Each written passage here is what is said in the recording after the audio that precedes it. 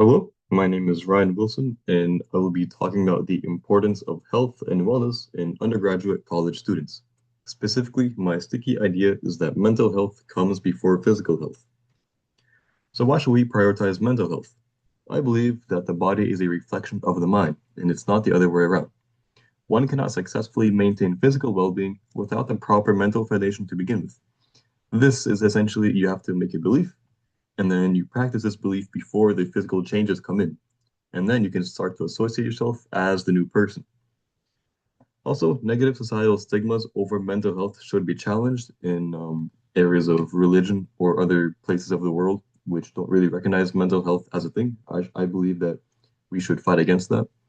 And a good mental state is required for college student success in all general areas of life. So, how do we define mental health? I like to reference Helen McDonald's study that was made in 2021. She associates the term with mindfulness, and it comprises of these five facets, which are observing, describing, acting with awareness, non-judging, and non-reacting. Observing is one's ability to recognize their thoughts, actions, and behaviors, known as staying present. Describing is one's ability to describe their stimuli, such as their thoughts and their actions. And the acting with awareness facet is one's ability to act with intent rather than their instincts or initial emotions. We also have non-judging, which is recognizing that some thoughts are not immediately good or bad, which allows for more self-evaluation and you'll criticize yourself less in bad terms. There's also non-reacting, which is one's ability to not react impulsively, whether it be physically or mentally. The key findings from this study is that the describing, acting with awareness, non-judging, and non-reacting mindfulness facets were negatively associated with difficulties with emotion regulation. This means that the more someone who is present and able to react to things without their impulses, but rather their logic, is better at controlling and making sense of their emotions. Likewise, the study also discovered that observing, acting with awareness, and not judging mindfulness facets were positively associated with the delay of gratification skills. This means that these few facets within mindfulness specifically help students in delaying gratification and working harder to achieve their long-term goals, regardless of how they feel in a situation. One example that you can think of this is essentially a student that has a due date coming up and they don't want to do the work. However, they just do it anyways. It's basically staying disciplined and having willpower all at the same time. And this came from Helen McDonald, which is a professor of psychology at Emmanuel College in Boston, Massachusetts. And this study was made with 278 undergraduate college students. To summarize everything, if you develop the mindfulness facets, you'll have better regulation and recognition of your thoughts and your actions. And this will lead to more decisive and beneficial actions that are driven by logic, not emotions.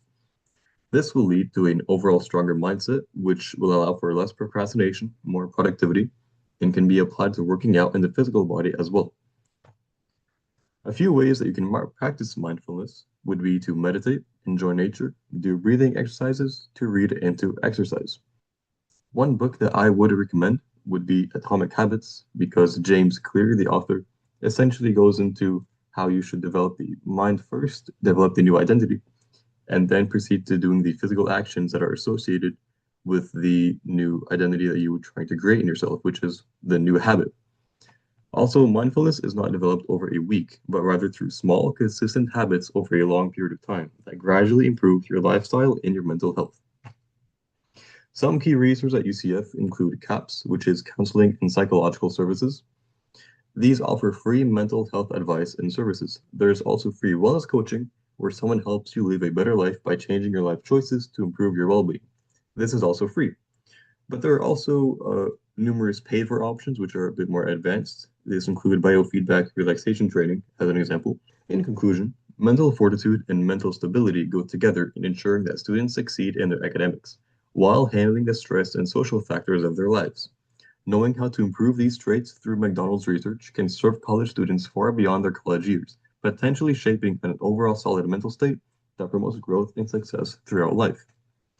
And what I've learned through this presentation and literature review paper was that the traits that make up a good mindset for a person and how to develop them include the mindfulness facets, which are easier said than done. It's mostly the consistency that gets a lot of people. So if you make sure that you're consistent with these new habits, then you'll be sure to develop the new identity of a healthier person. And this will lead to you throughout life. It was also interesting to learn about the correlation between the different mindfulness facets and how they contribute to how students go about making decisions and actions. It was also important for me to recognize how everything stems from a person's mental state, which is the driving factor in everything else, thus also being the theme in this presentation. Thank you.